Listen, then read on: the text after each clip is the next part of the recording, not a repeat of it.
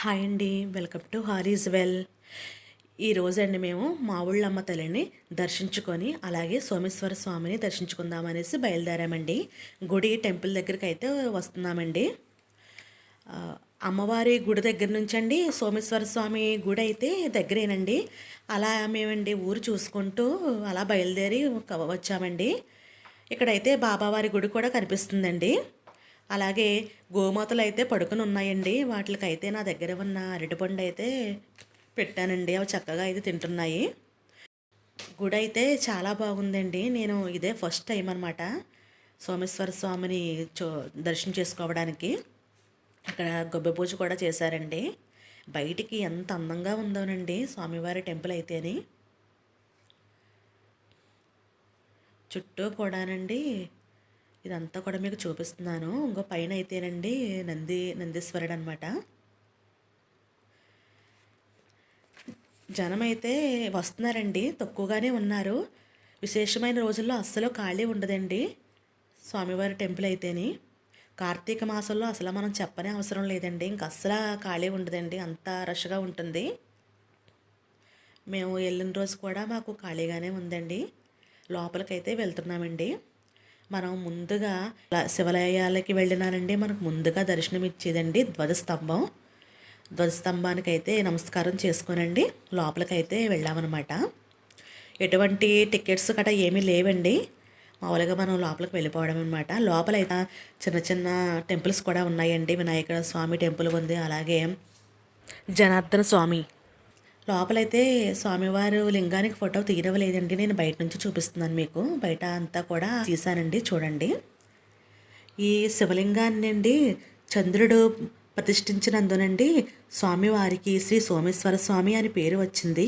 ఈ క్షేత్రం పంచారామ క్షేత్రంలో ఒకటండి. చంద్ర ప్రతిష్టాపన వలనండి శివలింగం రంగులు మారుతూ ఉంటుంది. పాడ్యమి నుంచి పున్నమి వరకు తెలుపు రంగులోకి మారుతుందండి. కృష్ణపక్ష పాడ్యమి ఇలాగా ఎత్తు అమావాస్య వరకు గోధుమ రంగులోకి మారుతుంది అని ఇక్కడ మనకి పంతుల్లో అయితే చెప్తున్నారనమాట అండి. ఇంకోండి స్వామివారు అయితే అలా ఉంటారనమాట. సోమేశ్వర స్వామి టెంపుల్ అయితే చాలా బాగుందండి. స్వామివారు లోపలైతే ఉన్నారండి, అలా వెళ్ళి మనం దర్శనం చేసుకోవాలన్నమాట. పైన కూడా టెంపుల్ ఉందండి, పైకి కూడా వెళ్ళామన్నమాట. అది కూడా మీకు నేను చూపిస్తాను. అలాగేనండి అన్నదానం కూడా ప్రతి నిత్యము కూడా అన్నదానం కూడా జరుగుతుందండి. ఇక్కడ టెంపుల్లో అయితే మేమైతే ఇక్కడే భోజనం చేసామండి. మా ఊళ్ళమ్మ తల్లి టెంపుల్లో కూడా అన్నదానం ఉంటుంది, కానీ ఏంటంటే చాలా రష్గా ఉందండి. శివాలయం మళ్ళీ మూసేస్తారు కదా, మళ్ళీ 3 గంటలకి తెరుస్తారని అనేసి అన్నారండి. ఇంకా అందుకనేసండి మేమైతే స్వామివారిని దర్శించుకుందామని చెప్పేసి వచ్చామండి.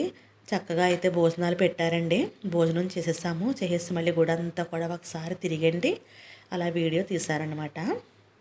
చూడండి గుడి అయితే చాలా బాగుంటుంది. పైనండి అన్నపూర్ణ అమ్మవారండి కనిపిస్తున్నారు కదా, అన్నపూర్ణ అమ్మవారు.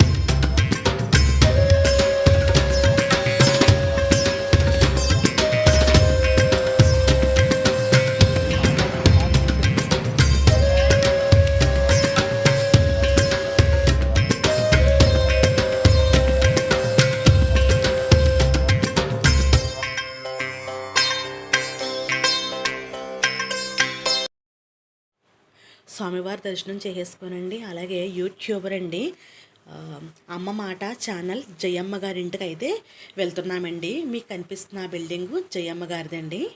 ఆవిడైతే లేరండి, మేడం గారు బయటికి వెళ్ళారంటండి.